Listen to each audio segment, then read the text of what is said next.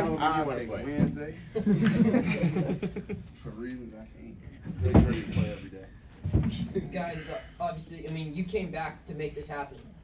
You came here to make this happen, to get Pitt back in the NCAA tournament. Is this a lot of pride today for your locker room? Yeah, I think everybody's super excited for sure. I mean, this was the mission we set out for when we first got here. So being here now is definitely a blessing for all of us. Is there a sense of relief in all of this as well?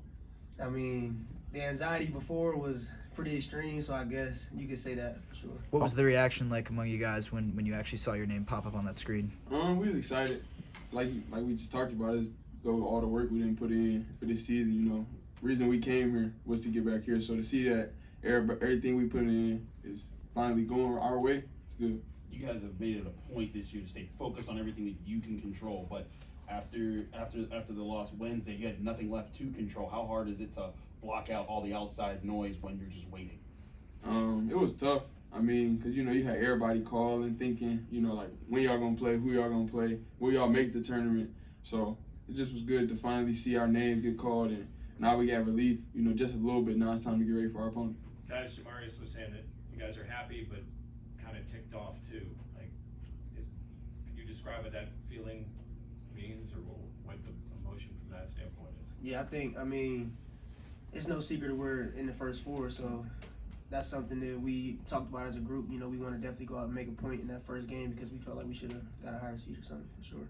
You were talking about like the anxiety, and you said people were texting. I mean, how much do you read like the bracketology, Twitter, like Pitt's last team in, next team out? Like, do you read any of that? I mean, we normal people, so we scroll on Twitter, we see it all the time. But I mean, we try to stay as focused as we can because we know that we're actually playing. So a lot of the outside voice doesn't really matter.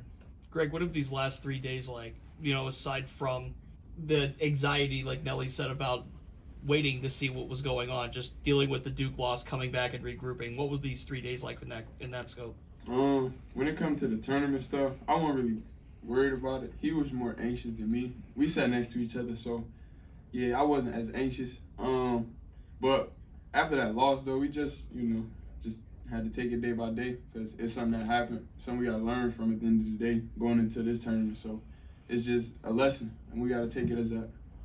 Both of you guys have played in NCAA tournaments before. What have you told the guys who haven't played in NCAA tournaments about getting to this point and playing in those games? I ain't talked to nobody about it yet. I mean, what do you plan to tell them? Really just go out there and give it everything you got.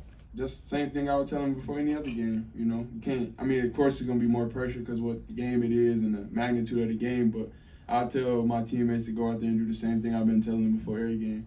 What changed for you guys in the past 7 games? Nothing really has changed for us. I mean, we've been focused for the last 7 games. Say we've been focused since we started playing together. What do you think happened, on the court that maybe led to some of those defeats? Other teams came out and played well. Do you think you guys have an advantage knowing that it's so many people's last time playing in this tournament? And most of you guys have played in it but haven't even won a game in it. Do you think that hunger gives you guys an extra edge? Yeah, for sure. I can speak to it too, just saying, because it's all of our last games, our last moments, we're going to come out and play desperate as we should because, we're not going to have this chance again. For Greg and then Nelly, if you guys don't mind, what do you want to clean up defensively heading into Tuesday or Wednesdays? I'd say our communication. That's one area I feel like we can improve on. And then rebounding. I feel like it's been games where we do a good job of contesting their first shot, but they find a way to go get it.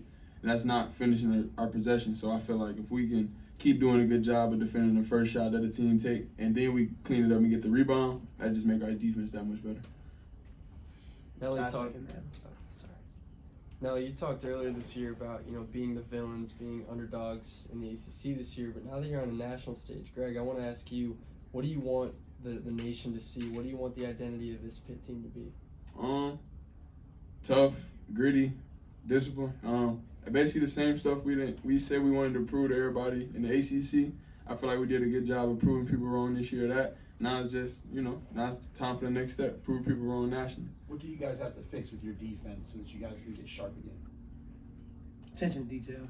We just got to come in here and really focus, locked in, and realizing our desperation level got to be high because everybody's desperate this time of the year. So we got to come out and really play as hard as we can. Nelly, I know you guys aren't the committee, but sometimes you scratch your head when you look at this thing unfold. and then you beat some of these teams that are ahead of you and have better records, and is it sometimes you're thinking like, wow, like how did we end up here? Yeah, I mean, throughout all the adversity we faced this year, all the different things, the highs, the lows, the good, the bad, and the ugly, I knew we would be in a similar position as this towards the end of our year. So we're just really thankful to be here. But like JB and Greg's alluded to, we're very hungry and we're really excited for what's next. It's not a lot of time to prepare for an opponent you've never seen, you probably don't know much about. You know, Greg, I'll start with you. What's that challenge going to be like in preparing for a team like that, and how much are you looking forward to that process? I'm super excited. Like I've talked to y'all before, like I love watching college basketball. So I'm not gonna say I know the team, but I know somewhat a little bit about Mississippi State. So it won't be a huge surprise for me. And then we gonna go watch it. You know, like me and Nelly getting ready to go watch it after this for sure. So I mean, we're gonna have a little bit of insight on whatever our coaches getting ready to bring to us. So Nelly, what do you know about Mississippi State, if anything, right now? I don't know much, but like Greg just said, as soon as we leave here, we're gonna go figure that out for sure. What do you know about Mississippi State? You mentioned it. yeah, I know that their lead scorer is big.